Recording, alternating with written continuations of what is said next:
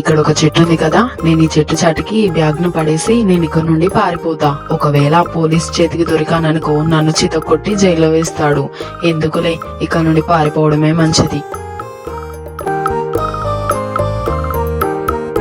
ఏంటక్క ఇంతసేపు అని వెతకాలి, అయినా కూడా వాడు కనిపించట్లేదు. వాడు ఎక్కడికో పారిపోయి ఉంటారులే దొంగ విధవ. ఇంకెప్పుడైనా కనిపిస్తే వాడి పని చెప్పుదాం. అవును లక్ష్మి, నేను అదే అనుకుంటున్నాను. సరే పద, ఇంటికి వెళ్దాం. వాడి కోసం వెతికి వెతికి కాళ్ళన్నీ చాలా నొప్పులుగా ఉన్నాయి. ఇంటికి వెళ్ళి రిలాక్స్ అవుదాం పద. వాడెప్పుడైనా దొరుకుతాడు కదా, అప్పుడు వాని పని చెప్పుదాం. అవును, నేనైతే ఇంటికి తిరిగి వెళ్తున్నాను ఆ బ్యాగ్ ని ఎక్కడ పడేసి. అయినా కానీ రంగయ్య గారు మరీ చెప్పారు, ఆ బ్యాగ్ లో బజ్జీలున్నాయిరా జాగ్రత్త అని. జాగ్రత్త అన్నారు అంటే ఆ బజ్జీలు ఎంత ముఖ్యమైనవో ఏంటో.